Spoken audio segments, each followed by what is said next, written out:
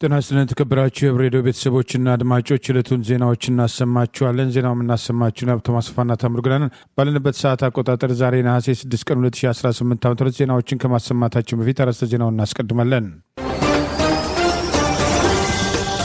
የፋኖ የተሳካ የደፈጣ ጥቃትና ስቦ ማስከዳት፣ የፖለቲካ እስረኞቹና የፍቹ ወሬ፣ የፓርቲ ተቋቁሞና የስሙላው ምክክር፣ አዲሱ ዕቅድና የመንግሥት ሠራተኞችን ማባረር፣ የባት አርበኞች ጥሪ፣ ኢትዮጵያና የሳውዲ እስር፣ አሜሪካና የሞት ቅጣቱ የሚሉና ሌሎችም ወቅታዊ ዜናዎች ያሉን ዝርዝሩን ነው።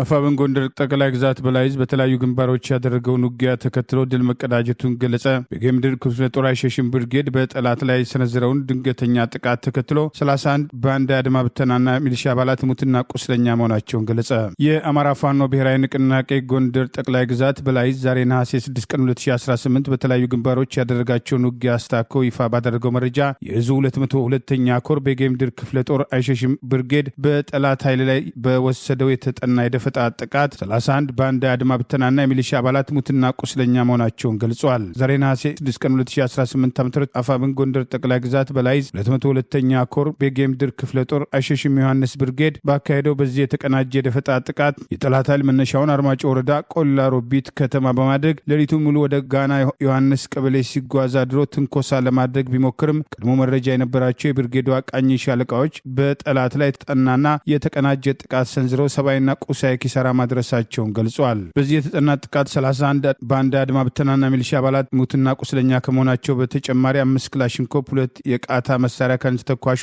5 የወገብ ትጥቆችን ጨምሮ ልዩ ልዩ ወታደራዊ ጥቆች መማረካቸውን አፋብን ጎንደር ጠቅላይ ግዛት በላይ ዕዝ ህዝብ ግንኙነት መምሪያ ዛሬ ነሐሴ 6 ቀን 2018 ባወጣው በዚሁ መረጃ ገልጿል። ይህ በእንዲህ እንዳለ በተመሳሳይ በዚሁ ቀጠና ጎንደር የበጋሻው ክፍለ ጦር በመገጭ ግድብ ዙሪያ በሰፈረው የጠላት ኃይል ላይ ጥቃት ሰንዝሮ ድል መቀዳጀቱን አስታውቋል። አፋብን ጎንደር ጠቅላይ ግዛት በላይ ዕዝ ዳግማዊ ቴዎድሮስ 5ኛ ኮር አካል የሆነው ጎንደር የበጋሻው ክፍለ ጦር በስሩ ከሚገኙ አሃዶች ከአጼ ፋሲለደስ ከጎንደር ከቃኘውና ከቴዎድሮስ ብርጌዶች በተውጣጡ አመራሮችና አባላት አስተባባሪነት ትላንት ነሐሴ 5 ቀን 2018 ከቀኑ 11 ሰዓት ጀምሮ በመቀጭ ግድብ ዙሪያ በሰፈረው የአገዛዙ ስልጣን አስጠባቂ ኃይል ላይ ድንገተኛ ጥቃት ሰንዝሮ ድል መቀዳጀቱን ጠቅሷል። በክፍለ ጦሩ አመራሮችና አባላት ቅንጅት በተመራው በዚያ ወደ ውጊያ የጠላት ኃይል በከፍተኛ ድንጋጤና ውጥረት ውስጥ በመግባት ካዘዞ ካምፕ በዙ 23 የታገዘ ተጨማሪ እግረኛ ሰራዊት በማስጠጋት ራሱን ለመከላከል የተፍጨረጨረ ቢሆንም እንዳልተሳካለት በጎንደርና በጠዳ ከተሞች ከፍተኛ ወታደራዊ ውጥረት ሰፍኖ ዛሬ ድረስ መዝለቁን ጠቅሷል። በዚያው ወደ ውጊያ 5 የጠላት ኃይል ሲደመሰስ ከ10 በላይ የሚሆኑት ቀላልና ከባድ የመቁሰል አደጋ ማስተናገዳቸውን አፋብን ጎንደር ጠቅላይ ግዛት በላይ ዕዝ ህዝብ ግንኙነት መምሪያ ዛሬ ነሐሴ 6 ቀን 2018 ባወጣው ተጨማሪ መረጃ ገልጿል። ይህ በእንዲህ እንዳለ በደቡብ ወሎ ዞን ደላንታ ወረዳ የባጃጅ ማህበራት ጋር ውይይት ማድረጉን አፋብን ወሎ ቤተ አማራ ምኒልክ ዕዝ አስታወቀ። ከወታደራዊ እንቅስቃሴ ጎን ለጎን ህዝባዊ ውይይቶች አጠናክሮ መቀጠሉን የጠቀሰው ዕዙ ትላንት ነሐሴ 5 ቀን 2018 ከደላንታ ወረዳ ወልገ ጤና ከተማ ከሚገኙ የባጃጅ ማህበራት ጋር የምኒልክ ዕዝ ከፍተኛ አመራሮች በተገኙበት ውይይት መደረጉ ተገልጿል። በዚህ ውይይት በአሁኑ ወቅት ያለው የአማራ ፋኖ ትግል ያለበት ደረጃ፣ በሌሎች አጀንዳዎች ላይ ውይይት የተደረገ ሲሆን ማህበራቱም ለተሰጣቸው ግልጽ ማብራሪያ መስግነው ይህን የአማራ ህዝብ የህልውና ትግል በማንኛውም መንገድ ለመደገፍ ዝግጁነታቸውን መግለጻቸውን ጠቅሷል። በዚህም የምኒልክ ዕዝ ጽህፈት ቤት ኃላፊ አርበኛ አለም ነው መብራቱ፣ የምኒልክ ዕዝ የፋይናንስ ኃላፊ አርበኛ ንጉሱ አዳነ፣ የምኒልክ ዕዝ ህዝብ አስተዳደር መምሪያ አርበኛ አበበ ቀዮ፣ የምኒልክ ዕዝ ሀብት አፈላላጊ አርበኛ ምኒልክ ፋንታውና ሌሎችም አመራሮች በዚሁ ውይይት ላይ መገኘታቸውን ውይይቱ የተሳካ እንደነበረ አፋብን ወሎ ቤተ አማራ ምኒልክ ዕዝ ሚዲያና ኮሚኒኬሽን መምሪያ ዛሬ ነሐሴ 6 ቀን 2018 ይፋ ባደረገው በዚሁ መረጃ ገልጿል። በአማራ ክልል ከተከሰተው ቀውስ ጋር በተያያዘ በሽብር ለተከሰሱ ከ300 በላይ ፖለቲከኞች፣ ጋዜጠኞችና ሌሎችም ግለሰቦችም በይቅርታ እንዲለቀቁም ጥያቄም ቀረበም። ከ30 በላይ ተጠርጣሪዎች ግን ጥያቄውን ውድቅ አደረጉ። ለሽብር ተከሳሾች የቀረበው የይቅርታም ሰነድ በክልሉ ለተፈጸሙ ለተባለው ግድያዎችና ጉዳቶችም ተከሳሾቹ ኃላፊነት እንዲወስዱ የሚጠይቅ መሆኑን የተለያዩ ምንጮችም ገልጸዋል። የህዝብ ተወካዮችና የመገናኛ ብዙሃን ባለሙያዎችን ጨምሮ በአማራ ክልል ከቀጠለው ጦርነት ጋር በተገናኘ በተለያዩ መዝገቦች የሽብር ክስ የተመሰረተባቸው ተከሳሾች ይቅርታ ጠይቀው ክሳቸው እንዲቋረጥና ከእስር እንዲለቀቁ በመንግስት ለቀረበላቸው ጥያቄ የተለያዩ ምላሽ መስጠታቸውም ታውቋል። 3 ዓመትና ከዚያም በላይ በእስራት ላይ የሚገኙ የሽብር ተከሳሾቹ ይቅርታም ጠይቀው ከእስራት እንዲለቀቁ የሚጠይቅም ሰነድ የደረሳቸው በኢትዮጵያ ሰብአዊ መብቶች ኮሚሽን ኢሰመኮ አማካኝነት መሆኑ የታወቀም ሲሆን የኢሰመኮ ዋና ኮሚሽነር ብርሃኑ አዴሎ ካለፈው ሰኔ 1 2018 ዓ.ም ጀምሮ ለአንድ ወራት ያህል ከተከሳሾቹና በመንግስት መካከል የማደራደር ተግባር ሲያከናውኑ ከቆዩ በኋላ ተከሳሾቹ ይቅርታ የሚጠይቁበትና ቅድመ ሁኔታዎችን ያካተተበት ሰነድም ለየግላቸው እንዲደርሳቸው ማድረጋቸውም ታውቋል። በአቶ ብርሃኑ አዴሎ መሪነት የተካሄደው የተባለው ድርድር በኋላም ሰነዱ የቀረበላቸው የሽብር ተከሳሾቹም ቁጥር ከ300 በላይ እንደሆነ የተገለጸም ሲሆን በተለያዩ የማረሚያ ቤቶች ከሚገኙት ከነዚህ ተከሳሾች መካከል አብዛኞቹም የቀረበላቸውን ሰነድ ሲፈርሙ ከ30 በላይ ያልፈረሙ ስለመኖራቸውም ተገልጿል። ቅድመ ሁኔታውን አንቀበልም በማለትም ለመፈረም ፈቃደኛ ካልሆኑት መካከል ፖለቲከኞችና የመገናኛ ብዙሃን ባለሙያዎችም ጨምሮ 30 ተከሳሾችም ተጠቃሾችም ሲሆኑ አቃቢ ሕግ በተከሳሾቹ ላይ ያቀረበውን ክስ በአማራ ክልል ካለው የጸጥታ መደፍረስ ጋር በተያያዘ በተፈጸሙ የተባለው የሰዎች ግድያ፣ የአካል ጉዳትና የንብረት ውድመት እንዲሁም በሌሎችም የሽብር ወንጀሎች ላይ ተሳታፊነት እንዳላቸው የሚዘርዝር መሆኑም ታውቋል። የይቅርታ መጠየቂያው ሰነዱ በየክስ መዝገባቸው በሽብር የቀረበባቸውን ወንጀል አምነው ኃላፊነት እንዲወስዱ የሚጠይቅም ይዘት ያለው ስለመሆኑ የተመለከተ ሲሆን የሽብር ተከሳሾቹ መካከል 30ዎቹ የፈረሙበትም ደብዳቤም ታካቷል። ፈርሙ የተባሉትም ሰነድ በአማራ ክልል ለተፈጠረው ቀውስ፣ በቀውሱ ለሞቱና ለቆሰሉ በሺዎች ለሚቆጠሩ ሰዎች በየክስ መዝገቡ ቁጥር የተለያየ ሲሆን ኃላፊነት ውሰዱ፣ በቢሊዮኖች የተገመተውን የንብረት ውድመትም ፈጽመናል ብላችሁ እመኑ የሚሉት ነጥቦችን ያካተተ እንደሆነ በደብዳቤዎቹ ላይም ተመልክቷል። በተጨማሪም ኢትዮጵያ በአማራ ትውፊቶችና እሳቤ መሰረት አለባት የሚል አቋም ማራመዳቸውን ተጠቅሶ ይህም ወንጀል ነው መባላቸውም ታውቋል። እንዲሁም ያለ አግባብ የተወሰዱ የአማራ ርስቶች መመለስ አለባቸው ስለማለታቸውና ይህም ወንጀል መሆኑን እንዲያምኑ በሰነዱ መካተቱም የተገለጸ ሲሆን በሰነዱ ላይ ጽንፈኛ ኃይሎች ተብለው የተጠቀሱትን በአማራ ክልል የሚንቀሳቀሱ ታጣቂዎችን እንዲያወግዙም ቅድመ ሁኔታ መጠየቁም ተመልክቷል። ተከሳሾቹም የተጠቀሱት ወንጀሎች ስለመፈጸማቸው አምነው ዳግመኛ የእንደዚህ ድርጊት ውስጥ ላለመሳተፍ ቃል እንዲገቡ የሚሳተፉም ከሆነ ዳግም መንግስት አስፈላጊውን እርምጃ እንዲወስድባቸው እንዲስማሙ በሰነዱ ላይ የተጠየቀ ሲሆን ይህንን ቅድመ ሁኔታ ለመቀበል ፈቃደኛ ባለመሆናቸው በሰነዱ ላይ አለመፈረማቸውም ታውቋል። ተከሳሾቹ በሰጡት ምላሽ ወንጀለኛንን ብለን አንፈርም፣ ይህ በህግም በሞራልም በፖለቲካም ተቀባይነት የለውም የሚሉ 30ዎቹ ተከሳሾች የአማራ ህዝብን ጥያቄዎችም ህጋዊ ናቸው ብለን እናምናለን ሲሉም ምላሽ መስጠታቸውም ታውቋል። እናት ፓርቲ የይስሙላ ምክክሩ ተአማኒ አለመሆኑን በርካታ ችግሮች ያሉበትና የገዢው ፓርቲ ተሳታፊዎች በአብላጫ እንዲገኙበት የተደረገ የሀገሪቱን ችግር የሚፈታ ሳይሆን ተጨማሪ ቀውስና የእርስ በርስ ግጭት የሚያዋልድ መሆኑን በማስጠንቀቅ መግለጫ ወጣ። የምንመካከረው በብሔራዊ መግባባት ሀገርን ለማጽናት እንጂ የቡድን የበላይነትን ለማንበርና ሌላ አዲስ የእርስ በርስ ጦርነት ለማዋለድ አይደለም በማለት ተሳታፊዎች ታሪካዊ ስህተት እንዳይሰሩ እስከ መጨረሻ ድረስ እንዲታገሉ ጥሪ አቅርበዋል። እናት ፓርቲ የምንመካከረው ብሔራዊ መግባባት ሀገርን ለማጽናት እንጂ የቡድን የበላይነትን ለማንበርና ሌላ አዲስ የእርስ በርስ ጦርነት ለማዋለድ አይደለም በማለት በምክክሩ ሂደት የታዘባቸውን ሁኔታዎች በማንሳት ማስጠንቀቂያና ጥሪ አቅርቦ ዛሬ ነሐሴ 6 ቀን 2018 ባወጣው መግለጫ አሳሰበ። አገር የገባችበት ችግር ከምንጊዜውም ይልቅ በተወሳሰበበት ሁኔታ ውስጥ የምክክሩ ሂደት ከነ ችግሮቹ እያነከሰ ሐምሌ 8 ቀን 2018 ጀምሮ እየተካሄደ መሆኑን አስታውሶ ሀገራዊ ምክክሩ ወደ መጨረሻ ምዕራፍ እየተሸጋገረ ያለ ቢሆንም በሂደቱ የጎሉ ችግሮች እየተስተዋሉ እንደሚገኙ ጠቅሷል። በወረዳ ደረጃ ተደረጉ ከተባሉ ምክክሮች ጀምሮ የምክክር ተሳታፊዎች የገዢው ፓርቲ አባላትና የስርዓቱ ደጋፊዎች መሆናቸው ሲገለጽ የነበረ ሲሆን በሀገር አቀፍ ደረጃ እየተደረገ ባለው በዚህ ምክክርም አብላጫውን ቁጥር የሚይዙት ተሳታፊዎች የገዢው ፓርቲ አባላትና ደጋፊዎች መሆናቸው መረዳት ችለናል ሲል ገልጿል። በምክክሩ ሂደት ድምጾች እንዳይሰሙ መገደብ፣ የአካታችነት ችግሮች፣ የተሳታፊዎች ምርጫ ምደባ፣ የፍትሐዊነት፣ የገለልተኝነት፣ ግልጽነት ማነስ፣ በጸጥታ አካላት ታጅበው መወያየት፣ የውይይት ተሳትፎውን ለማጥበብ ከውስጥና ከውጭ የሚደረጉ ጫናና ወከባዎች፣ የምክክሩ አጠቃላይ ወለል ወይም ቀይ መስመር ያለመኖርና የመሳሰሉ ጉልህ ችግሮች የተስተዋሉበት እውነታ ታዝበናል በማለት ምክክሩ ኢትዮጵያን ለማጽናት ሳይሆን እንዳለፈው ጊዜ ስሁት ትርክትና ህገ መንግስታዊ መሰረት ያለው የጨቋኝ ተጨቋኝ ትርክት ብሎም ሁሉን ለኔ ብቻ ፍላጎት በአጠቃላይ ኢትዮጵያን እንደ አገርና ዋና መገለጫ ጌጦቿን ሁሉ ለድርድር ያቀረበ ነው ቢባል ማጋነን አይሆንም በማለት ሂደቱን ተቃውሞ ባወጣው በዚሁ መግለጫ ጠቅሷል። እናት ፓርቲ የምክክሩ ፍትሐዊነትና ቅቡልነት ጥያቄ ውስጥ የሚያስገባ ሆኖ በጠቀሰበት በዚሁ መግለጫ በዚህም ፓርቲያችንና ሌሎች ተሳታፊዎች ከሂደቱ ራሳቸውን እንዲያገሉ እያስገደደ ይገኛል ሲል ጠቅሷል።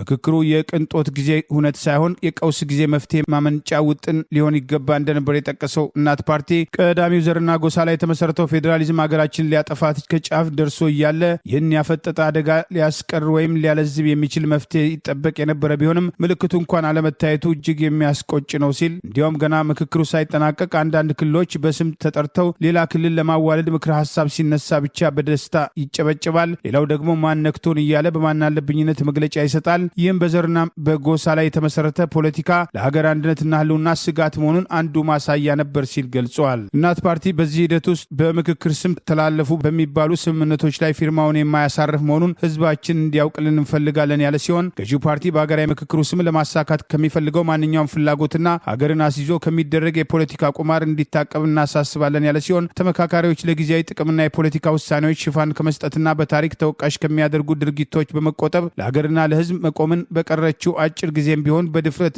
እንዲያሳዩ በአክብሮት እንጠይቃለን ያለው ፓርቲ ለመላው የኢትዮጵያ ህዝብ ሀገራዊ ምክክሩ የጥቂት አካላትን ፍላጎት ማስፈጸሚያና ለአዲስ ቁርሾ የሚዘጋጅ እንዳይሆን ሂደቱን በንቃትና በትኩረት እንዲከታተል እናሳስባለን በማለት እናት ፓርቲ ዛሬ ነሐሴ 6 ቀን 2018 ባወጣው በዚሁ መግለጫ ጥሪ አቅርበዋል።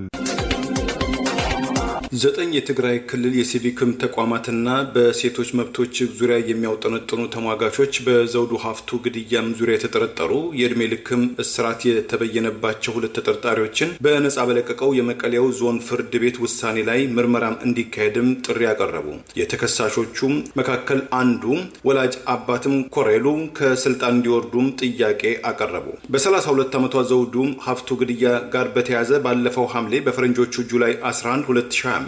የእድሜ ልክም የፍትህ ውሳኔ የተላለፈባቸው ተከሳሾቹም ያሬድ ገብረስላሴና አንገሶም ኃይለማርያም ባለፈው ነሐሴ ወይም በፈረንጆቹ ኦገስት 5 2026 በዋለው ችሎት በነጻም እንዲለቀቁ መደረጋቸውን ያወሱትም 9 የትግራይ ክልል የሲቪክ ተቋማትና የሴቶችም እህቶች መብት ተሟጋቾችም የዋነኛው ተጠርጣሪው ያሬድ አባት የሆኑት የክልሉ ምክትል ፖሊስ ኮሚሽነር ኮሬል ገብረስላሴ በላይ የዛሬ 2 ዓመት ልጃቸው ከፖሊስ ጣቢያም እንዲወጣም ጉዳዩን የያዘው ፖሊስም አካልን ማስፈራራታቸው ልጃቸው ያሬድ ቀደም ሲል ሙሉ ብርሃን መኮንን ወልደ ጊዮርጊስ በተባለች ሌላ እህት ላይ የመግደል እርምጃ መውሰዱና ከዚህም ጀርባ እንደነበረ ማመኑን ያወሱት የመብት ተሟጋቾቹ የዛሬም 3 ዓመት በወርሃ ነሐሴ ወይም ኦገስት 2023 መቀሌ ከተማ ውስጥ ከጓደኛዋ ሰማሃል ገብረ እግዚአብሔር ጋር የአሸንዳይ በዓልን ለማክበር በመጓዝ ላይ የነበረችው ዘውዱ ገዳዮችም የተባሉትም 2 ተጠርጣሪዎች በነጻ እንዲለቀቁ መደረጉ ፍትህ በአደባባይ ተጓሏል። ስለዚህም አስፈላጊው ዳግም ምርመራ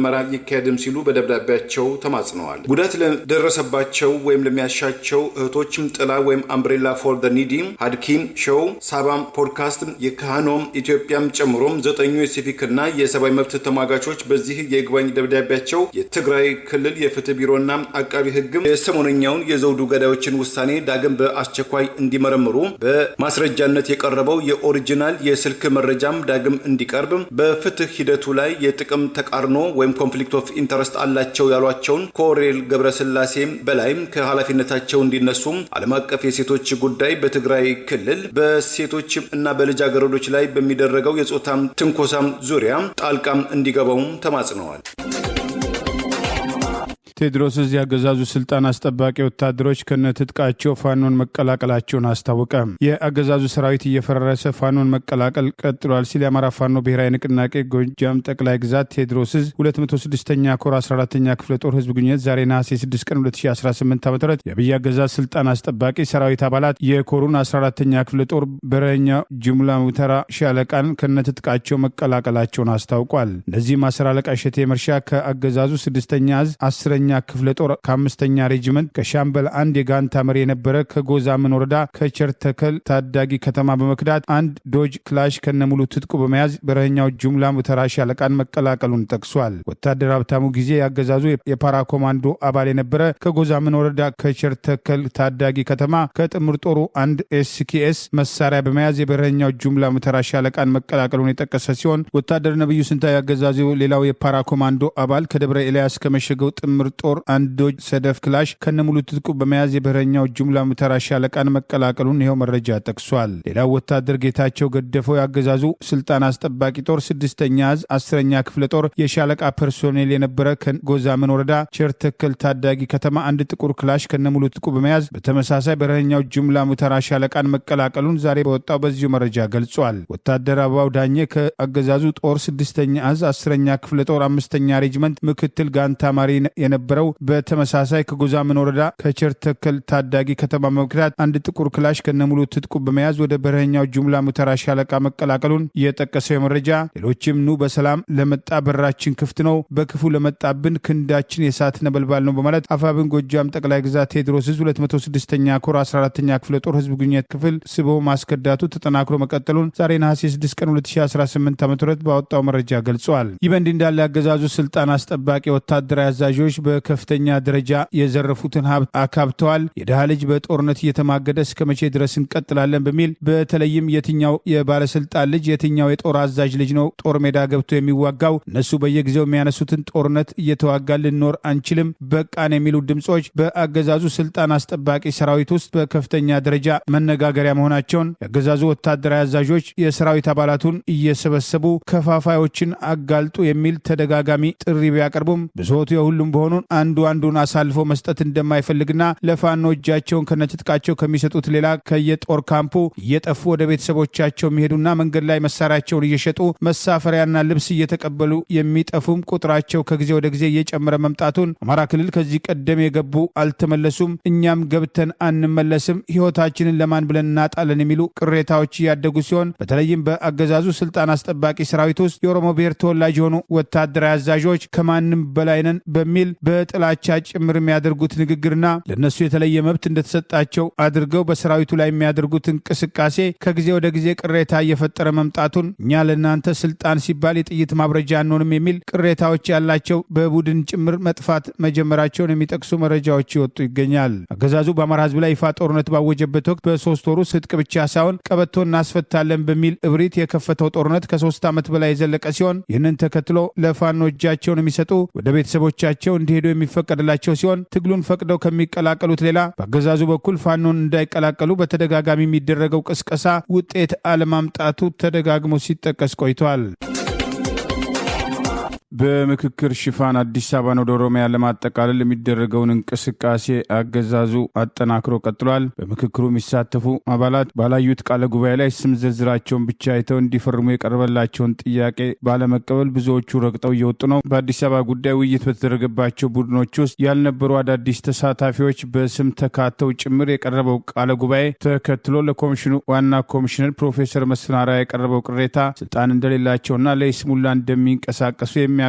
ነው ተብሏል። በጠቅላይ ሚኒስትር አብይ አህመድ የሚመራው አገዛዝ በአገሪቱ የእርስ በርስ ጦርነት በማስነሳት ከፍተኛ ቀውስ ውስጥ ባለችበት በርካታ የህሊናና የፖለቲካ እስረኞች ታስረው አገራዊ ምክክር ስም አዲስ አበባን የኦሮሚያ ክልል አካል ለማድረግና የፌዴራል መንግስት መቀመጫ ነች የሚል የይስሙላ ታፔላ በመለጠፍ ኢትዮጵያን ለማፍረስ እየወሰደ ያለውን እንቅስቃሴ አጠናክሮ መቀጠሉን ምክክሩን ተከትሎ የሚወጡ መረጃዎች ተሳታፊዎች ባልተወያዩበት ቃለ ጉባኤ ላይ ከዚህ ቀደም እንዲፈርሙ የቀረበውን ጥያቄ ውድቅ ያደረጉ ሲሆን ዛሬ ደግሞ ጭራሽ ስም ዝርዝራቸውን ብቻ በውይይቱ ተሳትፈው እንደተስማሙ ተደርጎ እንዲፈርሙ መጠየቃቸውን በመቃወም ብዙዎቹ ከአዳራሽ የዚህ ታሪካዊ ስብራት አካል አንሆንም፣ የተጠራ ነው ለይስሙላ ነው፣ ራሳችሁ እንደ ጻፋችሁ ራሳችሁ ፈርሙ በማለት እየጣሉ የወጡ ሲሆን በዚህ ሂደት ውስጥ ካገዛዙ የይስሙላ ምክክር ኮሚሽን ኮሚሽነሮች መካከል የወላይታ ብሔር ተወላጅና ጠቅላይ ሚኒስትሩ ዛሬም ድረስ ጥያቄ የሚነሳባቸውን የዶክትሬት ዲግሪ እንዲያገኙ አስተዋጽኦ ያደረጉት የቀድሞ የአዲስ አበባ ዩኒቨርሲቲ ዶክተር ዮናስ አዳዬ፣ የወቅቱ የአዲስ አበባ ዩኒቨርሲቲ ፕሬዚዳንት ሳሙኤል ክፍሌ ከፍተኛ ሚና መጫወታቸውን፣ ሌላው የኦሮሞ ብሔር ተወላጅ የኮሚሽኑ ኮሚሽነር ወይዘሮ ሂሩት የተባሉት ከኦሮሞ ብልጽግና ፓርቲ ከፍተኛ አመራሮች ጋር እየመከሩ የይስሙላው ምክክር በበላይነት ለመምራት ተሳታፊዎች ያልተወያዩበትም ይልቁኑ አዲስ አበባን የአንድ ክልል ንብረት ለማድረግ የሚደረገው እንቅስቃሴ አገር የመክፈል ኢትዮጵያን የመበታተና ያልተጠበቁ ግጭቶች የማምጣት እርምጃ አካል ነው። አዲስ አበባ የፌዴራል መንግስቱ መቀመጫና የሁሉም ኢትዮጵያ ኢትዮጵያውያን ነች፣ ራሷን የቻለች ክልል ትሁን የሚሉ አብላጫ ድምፅ ያገኙ ሀሳቦችን ወደ ጎን በማድረግ አዲስ አበባ የኦሮሚያ ክልል አካል ሆና የፌዴራል መንግስት መቀመጫ ትሆናለች በሚል የአዲስ አበባ ህዝብን ዜግነት የመንጠቅ ከተማዋን ያንድ ወገን የማድረግና ተጨማሪ ብጥብጥና ግጭት ለመጋበዝ የሚደረገውን እንቅስቃሴ ህጋዊ መልክ ለመስጠት በአገዛዙ ተመርጠው በአገዛዙ ጫማ ስር ባለው ኮሚሽን ተመልምለው የመጡ ተሳታፊዎች ጭምር እየተቃወሙት ያለውን አጀንዳ እንደደገፉት አድርጎ ለማስፈረም የሚደረገው እንቅስቃሴ ግልጽ ውንብድና መሆኑን በተቃውሞ መነሳት ጀምረዋል። ቅሬታዎች እያደጉ መጥተው በአደባባይ የይስሙላ መግለጫ የሚሰጡት የኮሚሽኑ ኮሚሽነር ፕሮፌሰር መስፍን አርአያ እየተካሄደ ያለውን ነገር እሳቸው እንደማያውቁና ጉዳዮች ከአቅማቸውና ከቁጥጥራቸው ውጭ እየወጡ መሆናቸውን የይስሙላ ኮሚሽነር መሆናቸውን የሚያሳዩ አስተያየቶች በውስጥ እስከ መናገር መድረሳቸውን የሚጠቅሱ መረጃዎች ወጥተዋል። በሌላ በኩል የኦሮሞ ብልጽግና ፓርቲ ከፍተኛ አመራሮች ጉዳዩ ተድበስብሶ በይስሙላ ቃለ ጉባኤ ስም ተፈርሟል ተብሎ አገዛዙ ብቻውን ሮጦ ያሸነፈበትን የይስሙላ ምርጫ መሰረት አድርጎ በቀጣዩ ፓርላማ ውሳኔ ያገኛል የሚሉ ማዘናጊያዎችም ተከትለው መቅረባቸውን ለመረዳት ተችሏል። በቀውስ ውስጥ በሀገራዊ ምክክር ስም ጉባኤውን ማድረግ የተፈለገው ይህንኑ አጀንዳ ለማስፈጸምና ጠቅላይ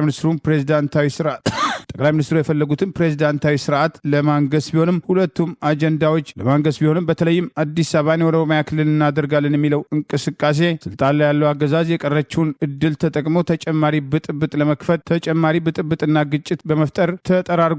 ተጠራርጎ ሊወገድ የሚችልበትን እድል የሚያሰፋ መሆኑን አንዳንዶች ለመግለጽ የሞከሩ ነው።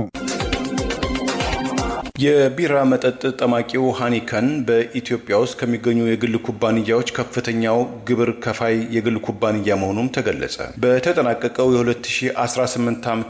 የኢትዮጵያ መንግስት ግብር ወይም ታክስ ከፋዮች 1.5 ትሪሊዮን ብር ያገኘ ሲሆን ግብር በመክፈል በከፍተኛ ደረጃ ከተመዘገቡት 10 ድርጅቶች መካከል 7ቱ መንግስታዊ ተቋማት መሆናቸውም ታውቋል። መንግስታዊ የኢትዮጵያ ቴሌኮም 66 ቢሊዮን ብር ታክስ በመክፈል ቀዳሚውን ስፍራን የያዘም ሲሆን የኢትዮጵያ ንግድ ባንክ 37 ቢሊዮን ብር፣ የኢትዮጵያ አየር መንገድ 31 ቢሊዮን ብር በመክፈል ሁለተኛና ሶስተኛነትን ተቆጣጥረዋል። ከ4 በላይ የተለያዩ የቢራ መጠጥ ምርቶችን ለኢትዮጵያ ደንበኞቹ በማቅረብ የሚታወቀው መንበሩን በሆላንድ አምስተርዳም ከተማ ያደረገው ሃኒከን ቢራ መጠጥ ፋብሪካ ለኢትዮጵያ የአገር ውስጥ ገቢዎች ሚኒስቴር 26 ቢሊዮን ብር ታክስ በመክፈል በኢትዮጵያ አራተኛው ከፍተኛ ግብር ከፋይ፣ ከግል ኩባንያዎች ደግሞ የመጀመሪያው ግዙፍም ግብር ከፋይ መሆኑም ታውቋል። የኢትዮጵያ ሺፒንግ እና ሎጂስቲክ ባለስልጣን 22 ቢሊዮን ብር፣ የኢትዮጵያ ኤሌክትሪክ ኃይል 18 ቢሊዮን ብር፣ አገር በቀሉ የግል ኩባንያ የሆነው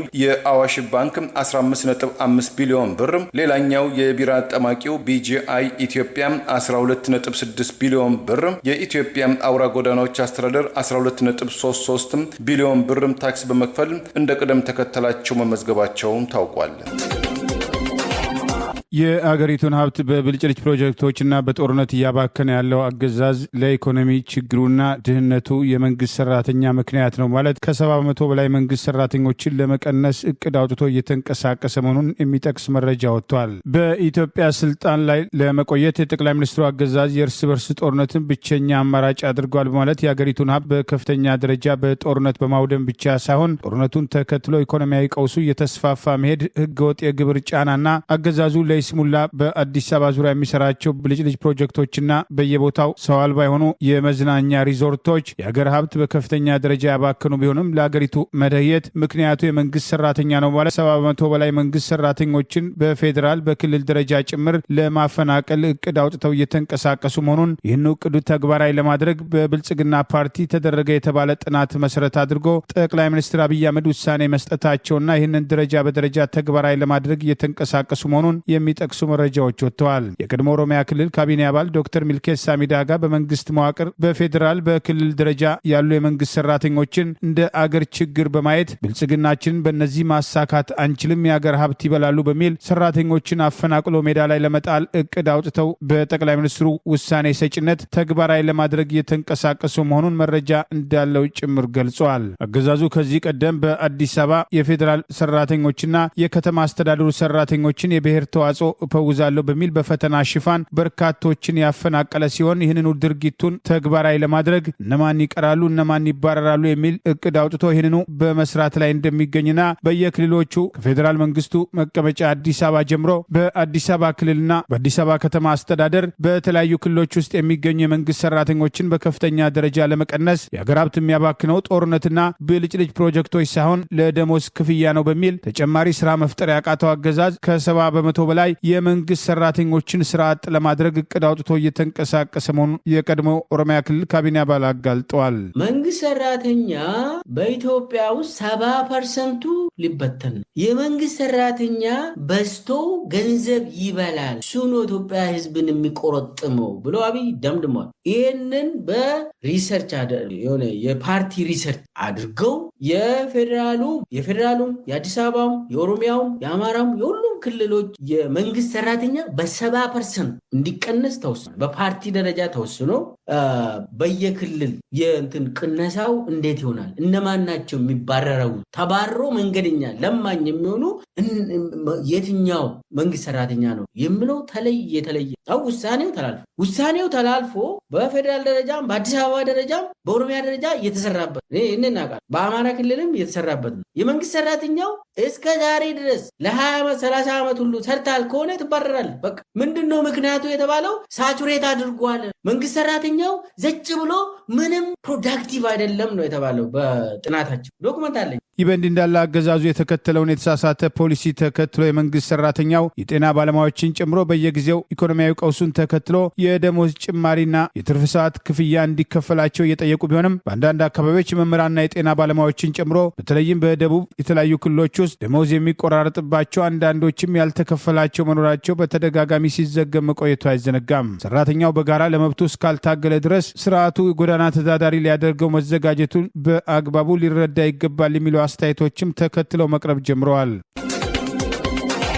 ደቡብ አፍሪካ በርካታ ሰነድ አልባ ኢትዮጵያንን ጨምሮ በርካታ አፍሪካን ስደተኞችን ከሀገሯ ያባረረችበትን ያወጣችውን ወጪም አገራቱ እንዲከፍሏት ጥያቄ ያቀረበች። ደቡብ አፍሪካ በተያዘው ዓመት ህጋዊ ሰነድ የሌላቸው ስደተኞች ወደ ሀገራቸው ለመመለስ ካወጣችው ከ15 ሚሊዮን የአሜሪካን ዶላር ውስጥ የተወሰነውን ወጪም እንዲሸፍኑ ለኢትዮጵያ፣ ለናይጄሪያና ለማላዊ መንግስታት ጥያቄ ማቅረቧም ተገልጿል። የደቡብ አፍሪካ የሀገር ውስጥ ጉዳዮች ሚኒስቴር ጥያቄው መቅረቡን ይፋ ያደረገው በትላንትናው ዕለት ለፓርላማው የሀገር ውስጥ ጉዳይ ቋሚ ኮሚቴ በሰጠው ማብራሪያም ሲሆን የቋሚ ኮሚቴም ዋና ዳይሬክተር ቶሚ ማኮዳ እንደገለጹትም ለዚህ ተግባር ቀደም ሲል የተመደበው በጀት 60 ሚሊዮን ራንድ ብቻ ቢሆንም እስከ አሁን ግን 292 ሚሊዮን ራንድ ስደተኞችን ለመመለስ ወጪ መደረጉን ገልጸዋል። ኃላፊውም ስደተኞችን የመመለስ መርሃ ግብር በበጀትም ያልተያዘለትም ኃላፊነት መሆኑን የገለጹ ሲሆን የአገር ውስጥ ጉዳዮች ሚኒስትርም ሆነ ሌሎችም የሚመለከታቸው የመንግስት አካላትም ለዚህም ያህል ሰፊ እንቅስቃሴ በጀትን እንዳልመደቡ ገልጸው በማከልም የትራንስፖርት ክፍያው ወጪዎችም ከፍተኛ እንደሆነና ዋና ምክንያት መሆኑንም ገልጸዋል። እንደ ደቡብ አፍሪካ ባለስልጣናት ገለጻ የወጪ መጋራትም ጥያቄው በደቡብ አፍሪካ የዓለም አቀፍ ግንኙነትና ትብብር ሚኒስቴር በኩል ለኢትዮጵያም፣ ለናይጄሪያና ለማላዊ መንግስታት በይፋ የቀረበ ሲሆን የደቡብ አፍሪካ መንግስት ከሶስቱ ሀገራት መንግስታት ምላሽ እየጠበቀ መሆኑንም ገልጸዋል። ወጪው እንዴት እንደሚሸፈን ከብሔራዊ ግምጃ ቤት ጋር በመወያየት ላይ መሆናቸውም ታውቋል። በደቡብ አፍሪካ የዓለም አቀፍ ግንኙነትና ትብብር ሚኒስቴር በኩል ለማላዊ መንግስት እንዲሁም ለናይጄሪያና ለኢትዮጵያ ኤምባሲዎች ወጪ መጋራትም የሚጠይቅ ደብዳቤ የተላከም ሲሆን ይህንንም የተለያዩ የአፍሪካ መገናኛ ብዙሃን ዘግበውታል። ይህ የወጪ መጋራት ጥያቄ ደቡብ አፍሪካ ህገወጥ ስደተኞችን ለመግታትም የምታደርገውን ጠንካራ እንቅስቃሴ ዲፕሎማሲያዊ መልክም የሚሰጠው ሲሆን ኢትዮጵያ፣ ናይጄሪያና ማላዊም ለፕሪቶሪያ የውጭ ማካካሻም ጥያቄ ምላሽም ይሰጣሉም ተብሎም የሚጠበቅም ሲሆን እስካሁን ድረስ ግን በኦፊሴል አለማረጋገጣቸውም ታውቋል። የደቡብ አፍሪካ መንግስት በርካታ አፍሪካን ተገን ጠያቂዎችን በገፍ ማባረሩም ሀብት ንብረታቸው እንዲዘረፍ ማድረጉን ተከትሎም በርካታ የአፍሪካ አገራት የደቡብ አፍሪካ ዲፕሎማቶችና ከፍተኛ ባለስልጣናትን በማስጠራት የተቃውሞና የማብራሪያ ጥያቄ ማንሳታቸው መዘገባችን አይዘነጋም።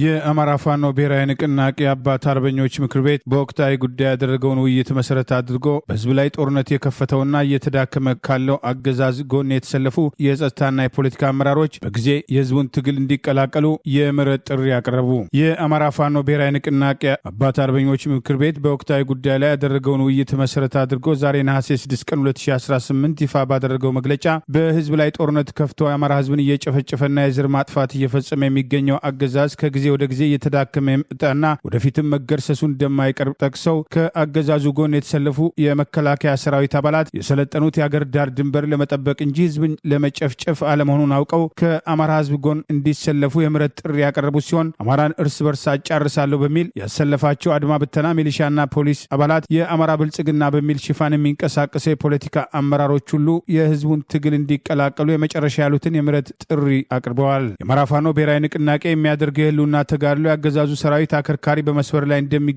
የጠቀሰው የአባት አርበኞቹ መግለጫ ይህ ትግል ዛሬ የደረሰበት ደረጃ ይደርስ ዘንድ በሰዓት የታጠሩ መሰናክሎች በማለፍ መስዋዕትነት እየከፈሉ ፋኖነትን ያቆዩ አርበኞች በታሪክ ፊት ልዩ ክብር ይገባቸዋል ሲል አስታውሷል። ይህንን የተገነዘበው ድርጅታችን የአማራ ፋኖ ብሔራዊ ንቅናቄ የአባት አርበኞች ምክር ቤትን አቋቁሞ አርበኞች የትግሉ አካል የምንሆንበትን አደረጃጀት በመፍጠሩ የሚያስመሰግነው ተግባር ነው ያሉ ሲሆን የአፋብን አባት አርበኞች ምክር ቤት አባላት ወቅታዊ ሀገሪቱን ሁለንተናዊ ነባራዊ ሁኔታ በመገንዘብ በተለይም የአማራ ህዝብ ላይ እየደረሰ ያለው መጠነ ሰፊ ስርዓታዊ ጭቆና፣ የህልውና አደጋና የዘር ማጥፋት ወንጀል በመገንዘብ ህዝብን ከልቂት ለመታደግ ሲባል እየተዳከመ ካለው ስርዓት ጎን የተሰለፉ የጸጥታ ኃይሎች ከህዝብ ጎን እንዲሰለፉ ጥሪ አቅርበዋል። በአባት አርበኞቹ መግለጫ ጥሪ መሰረት ማንኛውም የመከላከያ ሰራዊት አመራርና አባል በሙሉ ይህ ስርዓት የሀገርን ዳር ድንበር ዘብ እንዲሆን የተቋቋመውን የኢትዮጵያ መከላከያ ሰራዊት ለራሱ የስልጣን ማራዘሚያ አድርጎ በገዛ ህዝቡ ላይ በማስተኮስና ነጻነት ፈላጊ ህዝብ ሰራዊቱ ላይ መልሶ እንዲተኩስ በማድረግ ዓመታት ያስቆጠረ ጉዳይ መሆኑን ጠቅሰው የመከላከያ ሰራዊት በየቀኑ እየተኮስክበትና እየገደልከ ያለው ህዝብ የራስ ህዝብ ነው። ባልና ልጆቻቸው ተሰውተውባቸው የሚያለቅሱ እናቶች፣ ሴቶችና ህጻናት ሀገርህ ኢትዮጵያን እንድትጠብቃቸው አደራ ያወጣህባቸው መሆናቸውን ፈጽሞ መዘንጋት የለብህም። በመሆኑን ይህንን የአማራ ፋኖ ብሔራዊ ንቅናቄ አባት አርበኞች ምክር ቤት የምህረት ጥሪ በመቀበል ከስነ ስርዓት አልባው የብልጽግና ስርዓት ከነመሳሪያችሁና ሙሉ ትጥቃችሁ በመውጣት የአማራ ፋኖ ብሔራዊ ንቅናቄ ሰራዊትን እንድትቀላቀሉ ስንል ጥሪ እናቀርባለን ብለዋል። ማንኛውም የልዩ ኃይል የአድማ ብተናና የፖሊስ የሚሊሻ አመራር አባላትም ለማያዛልቅ ደሞዝ፣ ቤት መስሪያ ቦታና ርካሽ ጥቅማ ጥቅም ብላችሁ በአማራ ህዝብ እየደረሰ ያለውን ግፍና መከራ ችላ በማለት አሁንም ድረስ ህዝብን እንደ ይሁዳ በ30 ዲናር መሸጡ የይሁዳን እጣ ፈንታ ከማድረግ ባለፈ ዘላቂ ምቾት አያስገኙላችሁም ያለው የአባት አርበኞቹ መግለጫ ጨፍጫፊው ስርዓት ይፈርሳል፣ አለቆቻችሁ በዘረፋ ባከማችሁት ገንዘብ ራሳቸውን ያሸሻሉ፣ እናንተና ቤተሰቦቻችሁ ግን ከማህበረሰቡ ጋር ትቀራላችሁ። ይህንን ጉዳይ ግንዛቤ ውስጥ በማስገባት መሳሪያና ሙሉ ትጥቃችሁን በመያዝ የአማራ ፋኖ ብሔራዊ ንቅናቄ እንድትቀላቀሉ የአፋብን አባት አርበኞች ምክር ቤት ጥሪ ያቀርባል ሲል አስታውቋል። ማንኛውም የአማራ ክልል ብልጽግና ስርዓት አመራር ካድሬና የካቢኔ አባል የዚህ ደም አፍሳሽ ስርዓት ተልእኮን ተቀብላችሁ በተለያዩ መልኩ በመፈጸምና በማስፈጸም በአማራና በመላ ሀገሪቱ ህዝብ ላይ የደረሰ ባለው የዘር ማጥፋት ወንጀል ላይ ያላችሁን ሚና ለአንዴና ለመጨረሻ ጊዜ በማቆም ለአማራ ብሎ ለአሁኗና ለወደፊቷ ኢትዮጵያ ሁለንተና የሰላም ማምጣት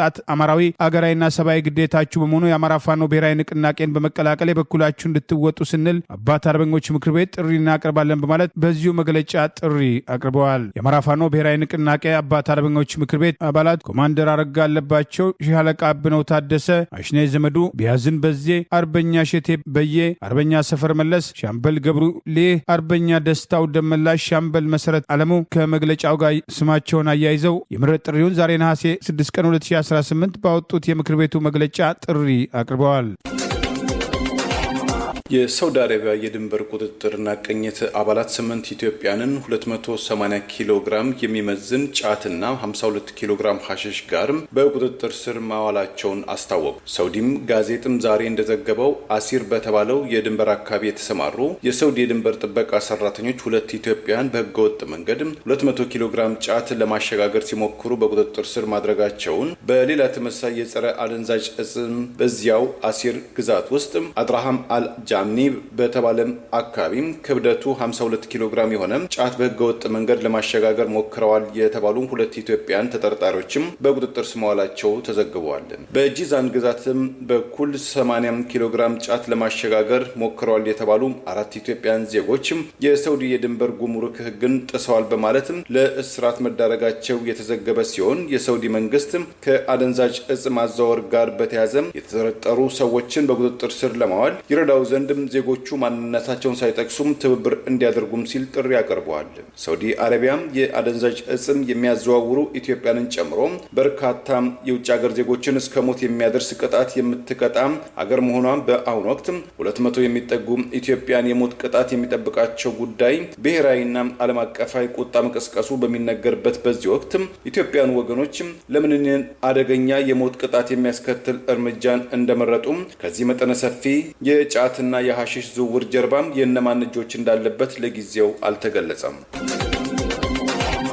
3 የአሜሪካ ግዛቶች በነገው ዕለት በ3 ታሳሪዎች ላይ የሞት ቅጣትም ለማካሄድም ቀጠሮ መያዛቸው ተገለጸ። አጋጣሚው በአሜሪካ ታሪክ ውስጥ ከ16 ዓመት ወዲህ የመጀመሪያው ክስተት ነው ተብሏል። የቴናሲ፣ የአላባማና የኦክላሃማ ግዛቶችም 3 ታሳሪዎችን በነገው ዕለት ገዳይ መርፌን በመጠቀም በ3 እስረኞች ላይ የሞት ቅጣት ለመፈጸም መዘጋጀታቸውን የተመለከቱትም ከሞት ቅጣት ጋር በተያያዘ መረጃዎችን የሚያሰባስበው ማዕከል ዋናው ዳይሬክተር ሮቢን ማሂር ምንም እንኳን የአጋጣሚው ነገር ቢያነጋግርም 3 ትንንሽም የአሜሪካ ግዛቶች በተመሳሳይ ቀን 3 ታሳሪዎችን በሞት ለመቅጣትም መነሳሳታቸው በእጅጉም ያልተለመደ ክስተት ነው ብለውታል። እንደ ፈረንጆቹ አቆጣጠር በ1986 በአንድ በሞቴል ሆቴል ውስጥ አስተናጋጅ በነበረችም ካትሪን ጄን በተባለችም ሴት ደብድቦ በመግደል በመጀመሪያ ደረጃ የሰው ሕይወትን በማጥፋት ወንጀል የሞት ፍርድ የተበየነበት አንቶኒ ዳሬል ሄንስ የተባለው የቴናሲ ግዛት ታሳሪ የሞት ቅጣቱ እንዲዘገይለትም